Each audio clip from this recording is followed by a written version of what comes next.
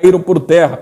Então, porque não foi de Deus, porque não foi Deus que falou, não foi Deus que prometeu, foi o homem, ou então era uma promessa condicional. O que é promessa condicional? Existem dois tipos de promessa na Bíblia, só abrindo aqui um parêntese. Promessas que elas são condicionais e tem promessas que elas são incondicional. Quer dizer, independe de qualquer coisa, ela vai se cumprir. Mais de 98% das profecias são condicionais. Deus nos faz uma promessa. Olha, eu lhe prometo isso. Porém, existe uma condição, existe um se. Então, mas nesse caso específico aqui, a profecia se cumpre literalmente. Porque se cumpre? Porque foi o próprio Deus que a entregara. Deus estava agora entregando a sentença. E o que eu aprendo? No 1.3 aqui, da página 115 do seu livro, se você quiser acompanhar, onde vai falar os fatores da tragédia ninivita. Se nós fôssemos aqui enumerar, nós colocaríamos como fator preponderante o fator principal. A razão principal foi por causa do orgulho, altivez.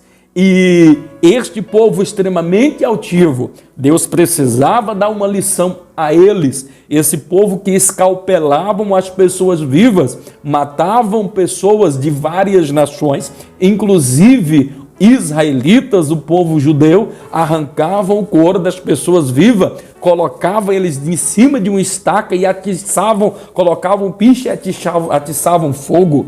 Tamanha era a crueldade deste povo, a altivez, e eles não achavam que jamais pudessem eles serem destruídos. Agora eu aprendo uma outra coisa aqui, e eu preciso passar isto daqui para vocês, para já caminhar aqui para o livro do profeta Abacuque. Uma lição que eu aprendo aqui e que precisa ficar em mente para efeito de prova, talvez seja interessante vocês guardarem isto daí, inclusive em sua mente e em seu coração. O que eu aprendo aqui nesta mensagem de Naum, no livro de Naum? Algo que vai ficar como lição aqui para nós. E nós vamos tirar esse contexto do contexto, inclusive, de todo o livro aqui, dos profetas menores de Samuel Suana, que ele vai estar trabalhando sempre entre o equilíbrio e a misericórdia. Então, dentro desta linha de raciocínio e de pensamento, o que é que vai ficar claro aqui? Se lá em Jonas Deus enviou a misericórdia, deu a eles a misericórdia, agora Deus estava dando a sentença. E o que é que eu aprendo como lição aqui deste texto? É que antes da sentença, Deus sempre trará a misericórdia. A misericórdia vem antes da condenação. Deus sempre nos trará oportunidade de nos arrependermos enquanto a vida é esperança. Então nós temos que lutar enquanto pessoa, enquanto ser humano, enquanto estivermos aqui nesta vida, não que sejamos perfeitos, porque nenhum de nós é perfeito, todos nós enfrentamos lutas e obstáculos, vezes por outra nós somos vencidos, vezes por outra nós erramos, mas quando você errar, creia, existe um advogado fiel e justo, pronto para lhe perdoar os seus pecados, para lhe absolver, se o seu arrependimento for verdadeiro, sensível e genuíno, com coração quebrantado, Deus sempre lhe perdoará. A máxima disto é revelada tanto na mensagem ali que nós observamos de Jonas, porque o povo se arrependeu. A altivez deles era grande também, só que eles se arrependeram. Agora, 120 anos depois, quando este profeta Naum profetiza, eles já agora não estão nem preocupados. E o interessante é que Deus antes, e esta é a lição que nós aprendemos, antes da sentença, antes da condenação, Deus trouxe primeiro a misericórdia. Mas entenda, a misericórdia de Deus ela tem um limite. É por isso que a gente precisa tomar uma decisão hoje. É por isso que, na verdade, nós vamos observar Josué, ele disse, olha, tomai uma posição hoje, escolhei hoje a quem vós servireis. a quem é o Senhor vosso Deus. E ele diz: eu, porém, já tomei a minha decisão. Eu e a minha casa serviremos ao Senhor. Você também precisa, querido, você aluno e badiano, tomar esta posição hoje, porque nós não sabemos. A misericórdia do Senhor, na verdade, não tem fim, mas existem coisas que existe limite. Por exemplo, a vida. E Deus pode ser que coloque um risco aqui no chão e diz: olha, os dias de vida seus serão aqui. E se você não se arrepender, você não sabe o dia da sua morte, o dia que nós partiremos. Então não viva uma vida fútil, não viva uma vida banal, uma vida morna, uma vida sem direção, uma vida pequena, uma vida sem objetivo, sem rumo, sem direção. O crente precisa ter um alvo, o crente precisa ter um rumo, o crente precisa ter uma direção. Louvado, engrandecido seja o nome do Senhor Jesus, que vive e que reina de eternidade em eternidade. Eu queria que vocês, já sem perca de tempo, nós fôssemos agora para a página 119 do seu livro. Você que está aí, os irmãos que estão chegando aí, a irmã Elieuda, a irmã Carla, Sandoval Lopes, Patrick Rodrigues, Maria Alice da Silva Lopes, a paz do Senhor a todos vocês, Maurício Carvalho, Euda, a irmã Nayara, Lilian, Eva, Letícia, todos os nossos alunos que estão aí nos acompanhando, são muito bem-vindos, vão enviando aí as suas perguntas. Quero aproveitar esse momento aqui também para pedir, se você ainda não fez, por bondade, a partir desta semana eu vou estar mandando alguns recados para vocês. Eu não tenho condição de mandar para vocês pessoalmente um por um, são 100 e poucos alunos, então lá no seu celular você já salva o meu número, porque eu vou fazer uma linha de transmissão e eu vou estar mandando nessa linha de transmissão para todos vocês. Se vocês não tiverem o meu nome salvo lá, pode ser que algumas informações sobre a prova de vocês, por exemplo, não chegue.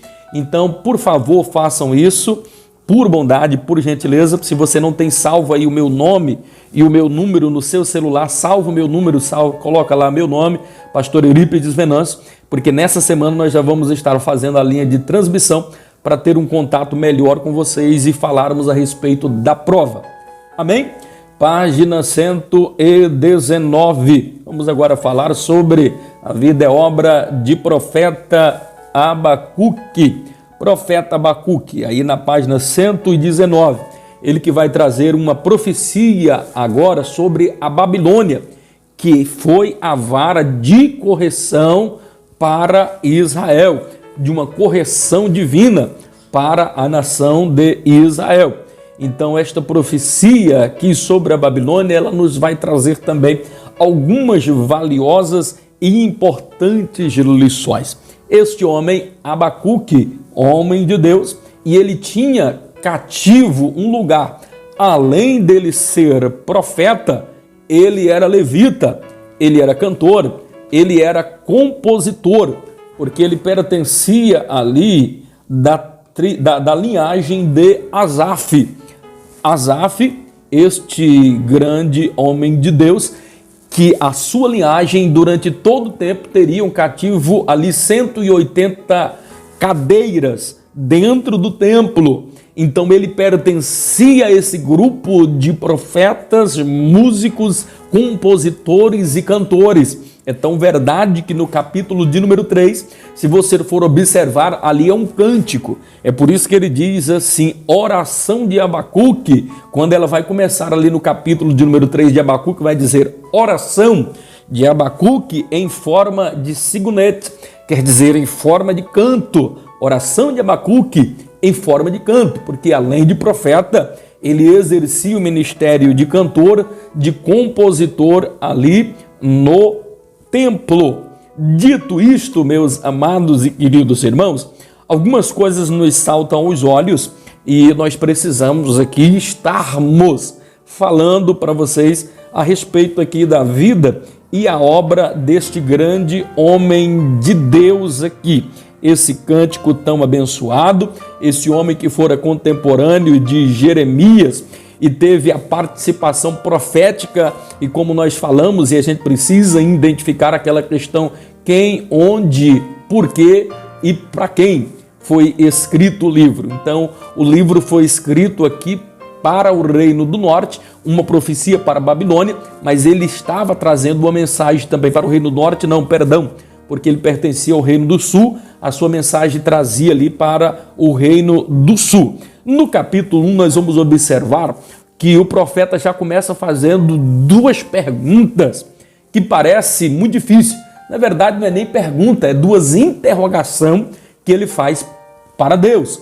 No capítulo 1, quando ele faz essa interrogação duas vezes, ele faz um grande questionamento, ele interroga Deus, e aqui nós vamos observar algumas sentenças. E nessas sentenças agora o Senhor Deus Jeová só vai responder uma vez aqui no capítulo de número 1. A segunda resposta só virá no capítulo 2, e no capítulo 2 ele aproveita e faz mais uma série de interrogações. Ele estava indignado, ele estava realmente contrariado. E por que é que ele estava contrariado? Ele estava sobremodo chateado, contrariado, porque ele estava observando que os babilônicos estavam vindo, estavam se apoderando, estavam dominando o mundo, estava começando a subjugar. O Reino do Sul já estava agora na iminência de ser levado cativo. Então ele, olhando tudo isto daí, parece que ele observa que os ímpios estão servindo como vara de correção, e ele não entende, e ele não compreende o agir de Deus diante desse quadro tão difícil. E por não compreender esta situação, por não compreender tudo isso, ele começa agora a fazer alguns questionamentos. Ele começa agora a questionar. E o interessante é que Deus deixa bastante claro, e ele já responde aqui no capítulo 1, e fica mais evidente no capítulo 2 de Abacuque, que Deus mostra agora para este homem, Abacuque, que o mérito da questão não estava no fato desse povo, essa nação, os babilônicos, estarem subjugando a nação ali de Judá. O reino de Judá, o reino do sul, já tinha sido levado cativo o reino do norte, e agora o reino do sul sendo totalmente dominado, e agora, momentos antes de serem levados cativo, agora para a Babilônia. Então ele começa a fazer alguns questionamentos, algumas coisas que o irritam sobremodo, e ele fica indignado, e ele não entende como é que as outras nações vão fazer isto conosco, como é que o nome de Deus vai ser glorificado através disso, e ele não entende. Ele começa agora a razoar, e os questionamentos são muito duros, e ele diz assim: Senhor, até quando ficarás quieto? Até quando ficarás calado? O Senhor não está vendo o que está acontecendo? Até quando ficarás parado e não tomarás uma atitude? Por que é que o Senhor está inerte? Por que é que não existe uma solução para isso? E ele está interpelando, e ele está questionando, e ele está tentando interrogar a Deus. E aqui nós observamos uma falha do profeta, porque nunca nós podemos questionar a Deus, de forma nenhuma podemos fazer algo desta natureza, porque quando nós questionamos, quando nós murmuramos, quando nós não entendemos os desígnios de Deus, nós sofremos, queridos. Quando o homem não entende os desígnios de Deus, ele sofre demais. E este homem estava sofrendo, e ele amava aquele povo, ele era profeta, e Deus não lhe mostrava, não lhe dava para ele uma resposta conclusiva, e ele queria transmitir, porque ele era profeta, ele era sacerdote, ele era cantor, ele era compositor, e ele queria trazer uma mensagem de esperança para o povo, e ele não entendia por que é que Deus estava calado. Aí é onde Deus começa a mostrar para Abacuque dizendo da seguinte forma, preste bastante atenção, Abacuque: o mérito da questão não está no fato de uma nação ímpia estar subjugando o reino do sul. O mérito da questão está no fato que Israel pecou, que Israel falhou, que Israel está em pecado, em vez de estar adorando a Deus. Israel, o reino de Judá, está adorando a Dagon, a Astarotes, a deuses de outras nações. E Deus está agora respondendo para Abacuque: o meu povo se desviou, se apartou de mim. O mérito não está no fato dele estar da nação ímpia estar subjugando. O fato é que o meu povo falhou, o meu povo errou, o meu povo está em pecado, e porque está em pecado eu preciso agora trazer a vara da correção. E é essa a tônica do livro aqui de Abacuque: é Deus mostrar para a nação de Israel, é Deus mostrar para o povo ali de Judá, do reino do sul, o pecado que eles estavam cometendo, a falha que eles estavam cometendo, porque Deus jamais será conivente com o pecado. Eu, como lhe falei agorinha há pouco, e a mesma mensagem trazida de Naum, ela vai trazer o seu reflexo agora também sobre esse ponto bastante interessante, porque assim como foi Naum, nós vamos observar 4 atributos de Deus muito importantes aqui, presentes no livro de Naum e presente também aqui agora também no livro do profeta Abacuque. Quais são esses 4 atributos? Primeiro, porque Deus ele é bondoso. Um outro atributo: Deus é misericordioso. Terceiro atributo é que Deus é poderoso. Quarto atributo é que Deus ele é justo. Deus é bondoso, Deus é misericordioso, Deus ele é poderoso, mas Deus ele é justo. Lembra que eu falei que a misericórdia de Deus ela vem sempre antes da sentença, mas Deus foi bondoso com Israel, Deus foi misericordioso com aquela nação, assim como fora também com os ninivitas, e este povo não agradeceu a misericórdia de Deus, os ninivitas, e agora também a nação de Judá também não estava sendo agradecida por toda a bondade, por todos os benefícios, por tudo quanto Deus estava fazendo em prol desta nação. É por isso que nesse contexto agora Deus ele vai trazer uma vara da correção, e ele está dizendo agora da seguinte forma: não é porque é a nação aqui dos babilônicos, por eles serem um povo mau, um povo, eu estou querendo com isso dizer que vocês estão em pecado,